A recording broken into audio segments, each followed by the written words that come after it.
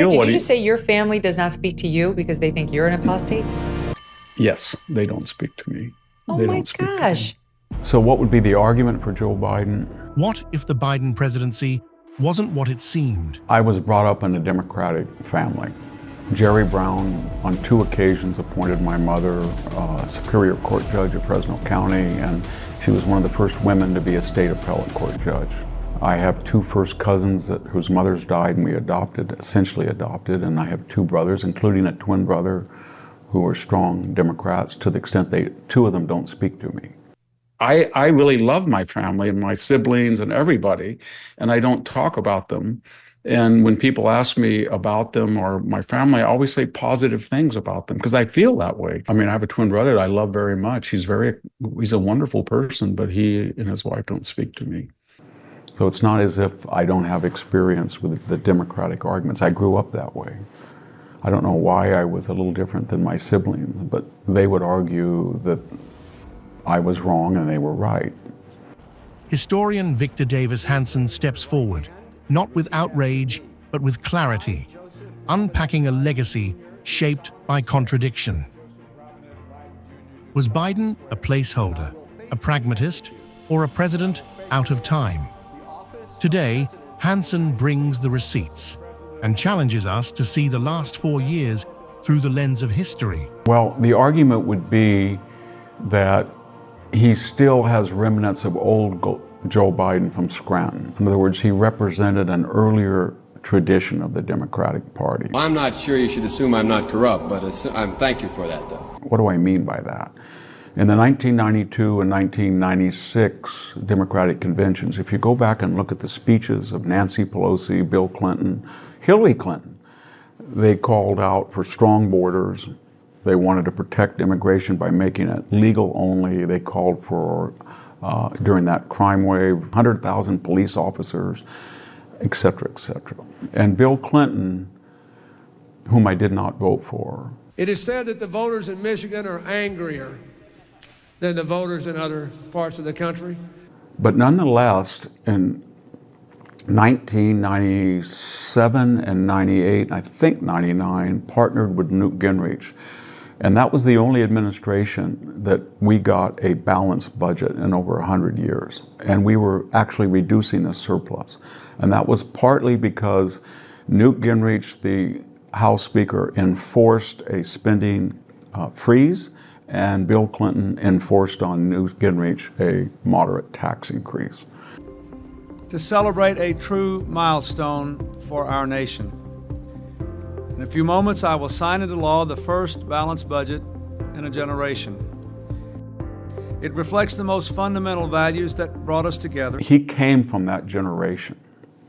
There were bad things about that generation. Joe Biden, for some reason, often praised James Old Easton, Strom Thurmond, who were segregation. Nevertheless, so when he came in, he was selected after losing the first 2 primaries on the part of the Democratic establishment by urging Pete Buttigieg, Elizabeth Warren, Bernie Sanders to depart, even though he had not won a single primary until till South Carolina. So there was to get the thing out and to elect somebody. So the country and I was seeing the Democratic Party's realization that their current DEI, left-wing, hardcore trajectory would not win. So they turned to somebody that they knew was cognitively impaired, but they thought that cognitively impairment was a minor distraction given he was the most electable. And why was he the most electable? Because he was running as a uniter, and old Joe Biden from Granton, a centrist Democrat, in comparison to all the other candidates. He's increased his national support by 5 points. When he came into office, did he do that? No. But the point was he was an old-time politician, so he could adjust. And what do I mean by adjust? When the price of gasoline almost doubled, he did some things that were bad. He drained the Strategic Petroleum Reserve. He had called the Saudi Arabians pariahs, and then he went and begged them to pump more oil before the 2022 midterm. But he did some good things. Suddenly increased federal leasing of energy. And the fact is, Joe Biden did that. He may have done it to get elected, it doesn't matter. That's been very good for the United States, both in terms of revenue and in terms of self-sufficiency. Joe Biden and the old Democratic Party, the Ted Kennedys, all of those people were strong supporters of Israel. Joe Biden is in a party that is not. Mrs. Harris said that she couldn't answer whether the Netanyahu government was an ally of the United States. And Waltz would not suggest that Israel had the right to respond to 500 missiles over 2 barrages to take out oil and nuclear. So there were problems there, but nonetheless, even though Joe Biden has suspended 2,000-pound bomb shipments to Israel, if you look at the totality, he has withstood the pressures within his party. And how does that manifest itself? When the first barrage of 320 projectiles was launched against Israel, and when the second barrage of 182 ballistic missiles, some of them hypersonic, United States forces helped Israel knock those down. And so while I would disagree with him, there's no doubt in my mind that if he were not president, the left wing would have left Israel without supplies or ability. So I commend him for that. I commend him for changing on energy.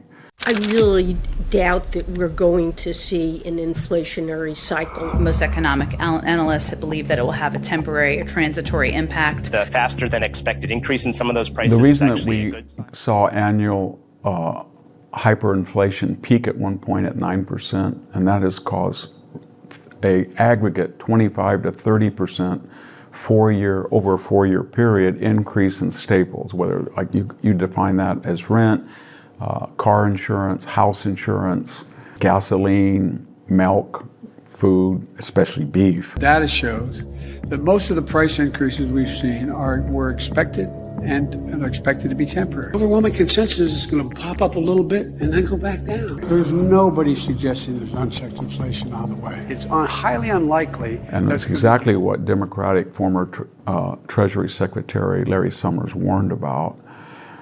That hyperinflation was deliberately caused by spending decisions that didn't have to be made. Why am I bringing this up? Because we were coming out of the COVID period in which Donald Trump had borrowed $4 trillion as stimulus. There was a supply chain interruption still. There was pent-up consumer demand. He shouldn't have done that. But my point is that they all do it. George W. Bush almost doubled, 80% the national debt over 8 years. Barack Obama did double it. Donald Trump came in. You can't double it in 4 years, but he was on a trajectory to nearly double it. And Joe Biden is on a trajectory to do the same.